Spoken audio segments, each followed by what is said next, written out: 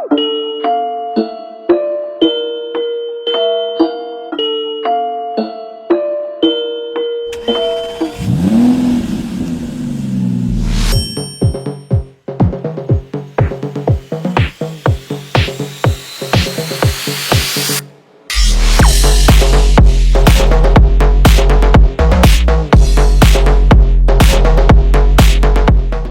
all gearheads and hobbyists, welcome back to R.A.C.E. I have with me this week Chris Champion. Chris is he's got a few different passions and hobbies he does. One of which he's been in the safety industry for a few years now.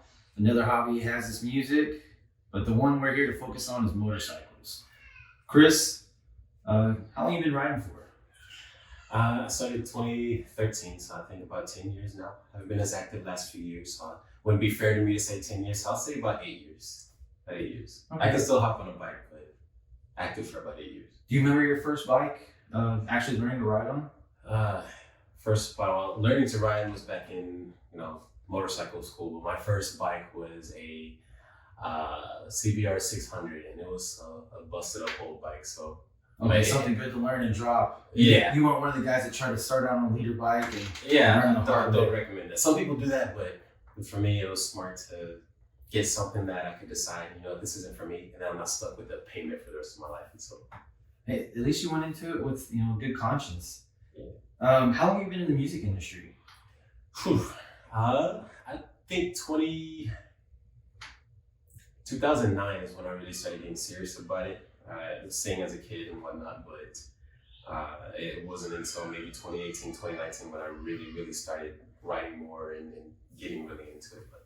Yeah, absolutely. I know I followed you on YouTube and Facebook and TikTok now for a little while, and we'll definitely give you a shout out on there to your social media on that stuff. Is riding as dangerous as they say it is? Yeah, especially in the big cities like Houston, for example. Okay. Chicago, LA. I haven't ridden out there, but it's pretty dangerous. So, learning how to ride, did you ride more at night, more early morning? For me, it was definitely early morning. To and from work. Dangerous all around though. Yeah, absolutely. Kicking your leg over something, are you particular? Are you V-twin? Or are you strictly an inline guy? Because I know some people that they want touring, they want shaft, they don't want anything else that's the most comfortable, reliable to them. I know some guys, they're very particular on what they'll kick their leg over. Mine's any kind of sport. It's got to be sport. Like touring bikes, they tend to be a bit bigger and they're comfortable. For me, as far as engine type though, I always got to stick with the 1000. Okay. 600 and around this. It's a good bike, but it's not enough for me. Okay. Yeah, I remember you had the Fireblade. Yeah, back when I was living in Pearland, and you rode that all the way, from Pasadena to my house. And I was like, this guy's insane. The traffic is so heavy over here. Yeah, that was. I've had a couple of Fireblades. One of them I had for about a year or so. I got stolen, unfortunately. But after that, I was able to save up some money, get another one, and this is a family thing for you guys too. I think your dad rides, and everybody kind of around you rides. Your whole group, I would say, because that's how when I first met you, I rode up with my Mustang, and you guys were all on bikes. Yeah, I remember that. That was some time ago. Holy, you're jogging a memory here.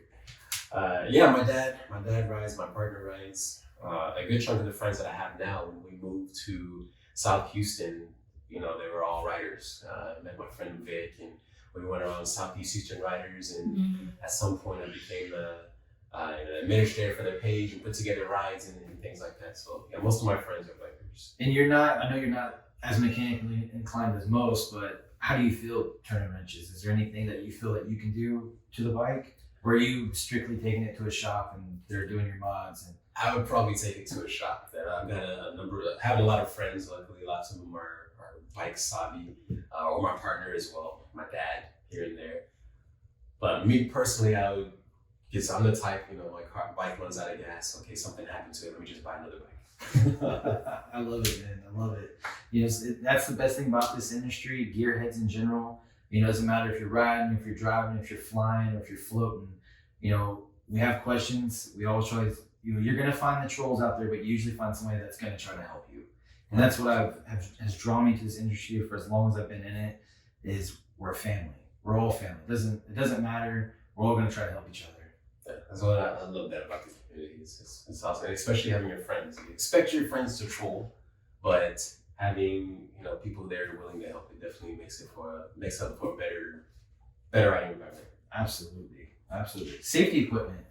Is there anything out there that you particularly like over the other? Is there anything out there that you're waiting to see come out? I know there's been things around for a while that it's more of an idea than actually being put into mass production, like the airbag vest that you're wearing and it's exploding on impact. Is there anything out there that kind of sticks out to you, or brand that you stick with? It's always got to be Shoei or Scorpion for me if it's a helmet. Okay. Occasionally I'll get somebody who will gift me a helmet, and it's something that I wouldn't usually wear, but you kind of have to wear it to show, hey, I care about what you gave me. But Shoei or Scorpion are going to be my go-to. As far as a jacket, probably Alpine Star. Okay. That's my favorite. And then the upgraded stuff or the things as an idea, it's so crazy. Me and my friends would always talk about it. It'd be so cool if they did this, or it'd be so cool if they did that. And then a couple months later, somebody would come out with it. It's like, man, I can't come up with a prototype of it. Yeah. Just an example, a jacket that would blink when you turn on your turn signal, and somebody came out with that. Having some sort of a light on your helmet, somebody came out with that. And so as soon as we thought it, then somebody came up with it. Makes you wonder who's listening. The phones are listening. I guarantee you they're listening. I know besides the bikes, I've seen your cars in the past. I know you definitely got a style there that you like to stick with. I know you're not big into the performance mods. You biker guys call them cages, but when the weather doesn't permit and you got to jump in them, I've seen your style, man. The last car you had before your current one, it was wrapped as well. Is there anything you go for whenever you're doing that? Usually just appearance and something that's going to stick out. Like right now, I've got a Charger, and I love the Charger. I love the way it looks. It's just everyone and their mother has a Charger. So I needed to kind of make it stick out a little bit, so somebody can say, hey, that's Chris Champion. That's not just your regular Charger on the road. And so bright colors that stick out, bright colors that make people turn their heads, or the kids wave from the bus or something. That's typically what I go for. So you're trying to cause joy. And I feel like that kind of goes with your personality as well. You're very uplifting, very bubbly, and I agree with that. I really see that goes with your personality on that. Well, very much appreciate it. Thank you. So I know on the car, there's not really any performance mods you like doing. On the bikes, slip-on exhaust, any suspension. Yeah, not so much a suspension, just a sound. I like being able to be heard from far away, but not so much to where it's just. I don't want to make myself deaf before I'm. Loud bikes save lives type deal. Yes, I agree with that 100%. Okay. And occasionally it is funny to ride by somebody and see them jump because they weren't expecting it. So gotta have nice guy, but I have to have the little horns occasionally and that's control fun. a little. Yeah, absolutely. So I'll go to more of a controversial question. I know here in Texas it's illegal, some other states it's legal. Lane splitting. What's your opinion on it? So I understand why people do it. I wouldn't do it whether it was legal or not here in Texas, only because of how crazy people are, for starters, but also road rage. Road rage can be a big thing as well. If it was legal nowadays, not everybody's going to do their homework and realize, okay, this is illegal now. So, oops, I opened my door and down I go. Yeah. And so people just don't have respect for bikes, and it sucks. And we do it to ourselves. When I say we, I mean the biker community. I try to be as respectful as I can on the motorcycle, but you can have 10 bikers in traffic. 9 of them will be respectful. They'll use their turn signal. They won't cut anybody off. And then that 10th person's going to trim, and that's the one everybody's going to remember. Yep. And so I try to stay away from anything that's just going to upset cagers even more, legal or not. Understood. Yeah, no, I completely agree with that. And I think that's any group. You're going to have the guys that just want to go out there and ride and have fun. You're always going to have the one guy that, I'm going to stand out. And I think that it doesn't have to be motorcycles. It can be any culture, any style, any enthusiast. It's going to happen. You're going to have those guys. Is there anything on this podcast in the future you'd like to see? Last podcast, we were recommended with tractor pulling. I've reached out to a few events on that. So we're looking to do that in the future, go and interview a few guys and learn more about that industry and why those guys do it. Is there anything you'd like to see on this podcast? I'd probably say music.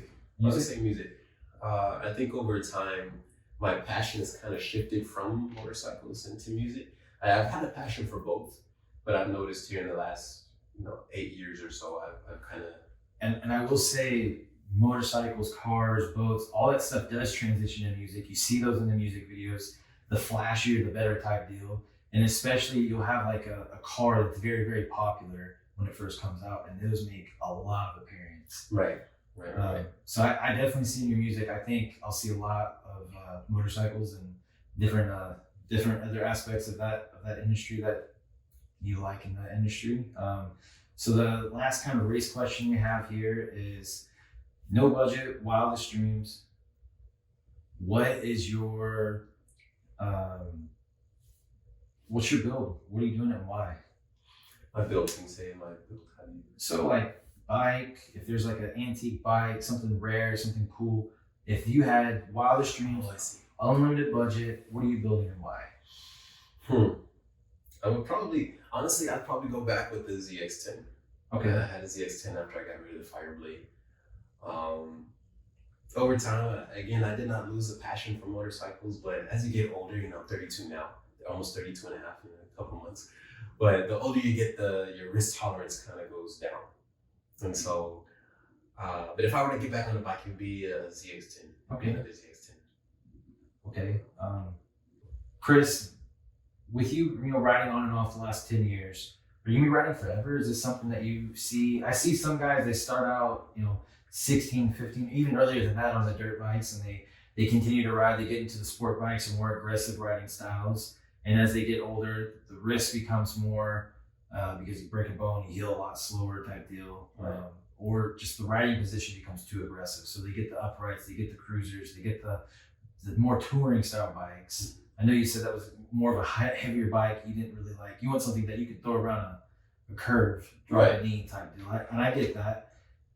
Will you be riding forever? If so, are you going to change your style of bike?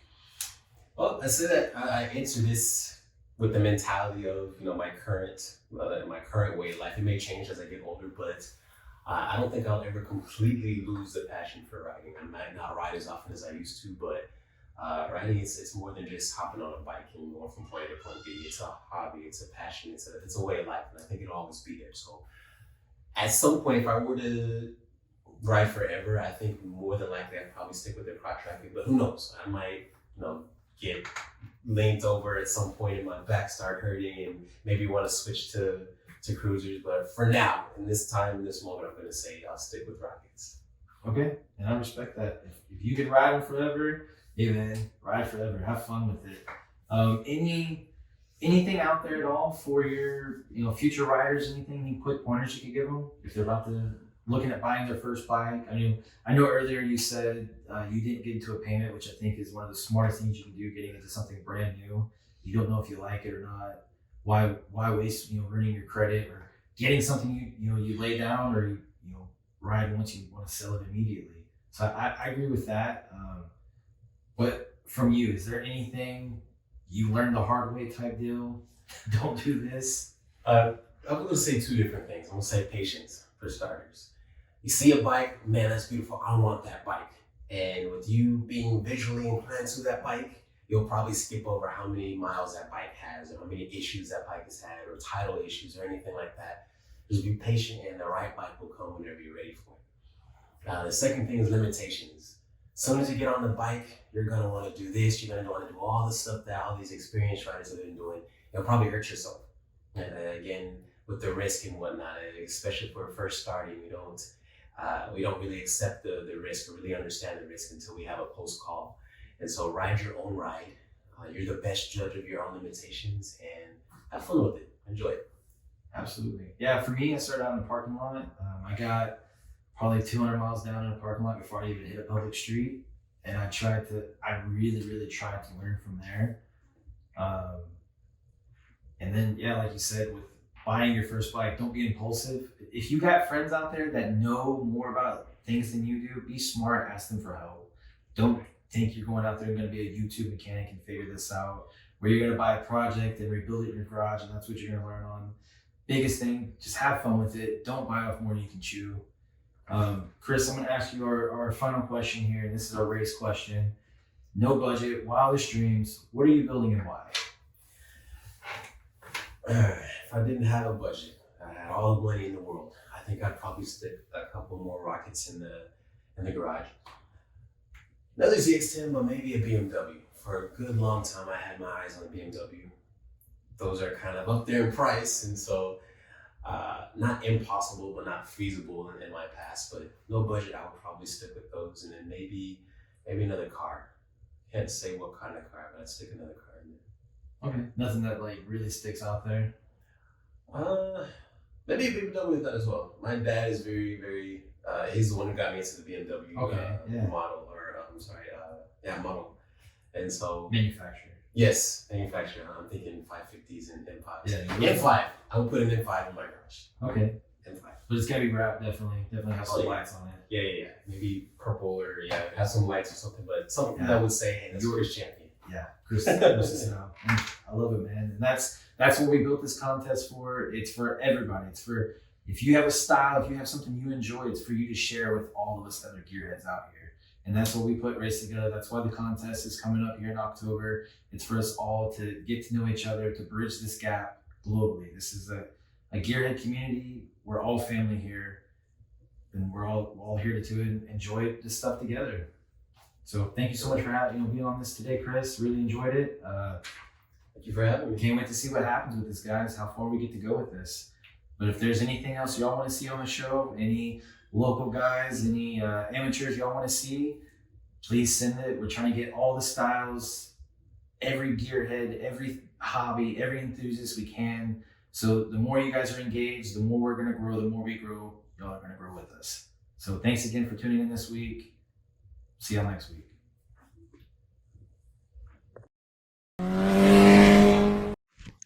So Chris, tell me about this song, Me, Myself, and I. We're going to be linking it at the end of the video, guys. We have this full music video, so please watch it, give some support. Chris has been generous enough to let us use his music on this podcast this week.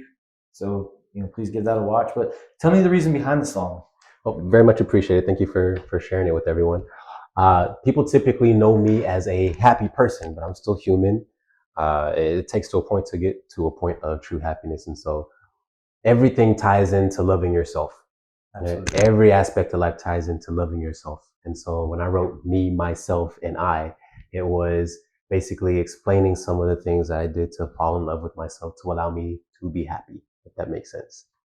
Absolutely. And that's the whole reason why I'm hosting this contest is I feel that people need to be loved and not understood, that just enjoy, if something makes them happy, enjoy it with them. And if they're willing to share their passion, just show them love and support. And I feel like we've done that, for each other over the years. And that's why I have you sitting here. So very much appreciated for having me again. And thank you again for valuing my input and adding it to your podcast. Yeah, absolutely. We're going to be hitting more motorcycle enthusiasts. It's just first time when I put this together and I started thinking bikes, Chris was one of the first names that popped in my head. Champion. Absolutely. So, cut, I guess, at that point. Everybody on the dance floor. Everybody on the dance floor.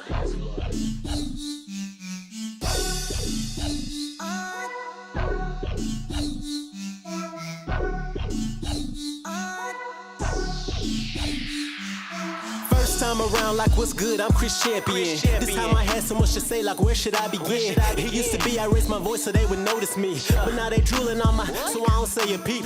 Now they don't want it like they think they do, but they pass their digits, they hoping and wishing, praying for my car to come through. I don't surround myself with high class hoes, but my company has got to have some high class goals, yo. Once upon a time I was that kid in the corner. I kept my business to myself and said my prayers every morning, but oh no, that little boy's long gone, and now I'm praying with my friends to keep the blessings alone. Come on.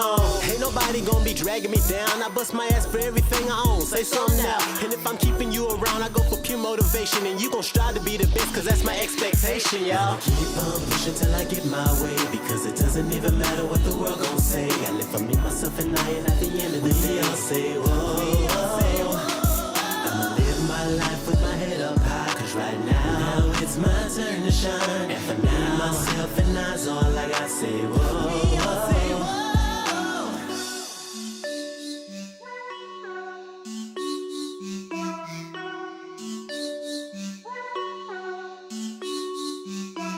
I like to keep a small circle of friends. It ain't too many left to call my ride or die to the end. Too many snakes in the grass to sink their fangs in your heel. And yeah, I call it like I see it, y'all. That's just how I feel. Now you don't know me, what's my name to you? Move around, get up out the conversation if it don't pertain to you. I choose to live my days with no limitations. And ain't no hater alive, can't get no quick demonstration. You think that I don't see you, but I'm watching you. You think that I won't find you, but I'm stalking you. Step up to these boys like who you talking to? Take a number, have a seat with the rest. I ain't involved with you. I'ma keep on pushing till I get my way, because it doesn't even matter what the world gon' say. I live for me, myself, and I, and at the end of the day, I'll say, whoa. I'ma live my life with my head up high, cause right now it's my turn to shine. And for now, myself and I's all I got. Say, whoa. Everybody on the dance floor. Everybody on the dance floor. That's what it is, you got your ups and your downs. But tick-tock goes the clock, it ain't no time for no clowns. So if I'm trying to get to know you, count your blessings, no lie. Cause nowadays it ain't a lot of people worth my time. Said I'ma keep on pushing till I get my way, because it doesn't even matter what the world gon' say. I live for me, myself, and I, and at the end of the day, I'll say whoa. I'ma live my life with my head up high, cause right now it's my turn to shine. And for me, myself, and I's all I'll say whoa.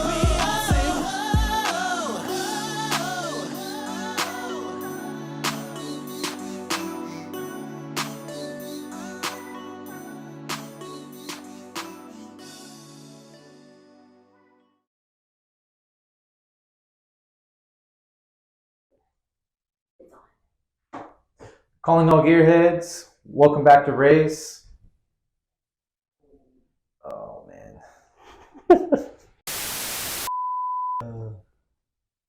Calling all gearheads and welcome back to R.A.C.E. this week. I have with me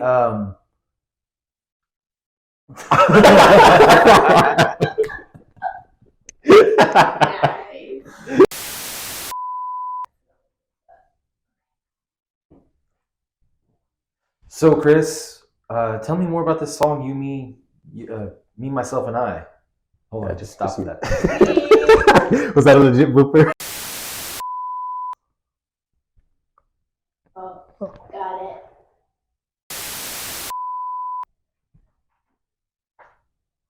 So Chris, tell me some more about your song, Me, Myself, and I. That's going to be one we're going to be linking at the end of the video, guys.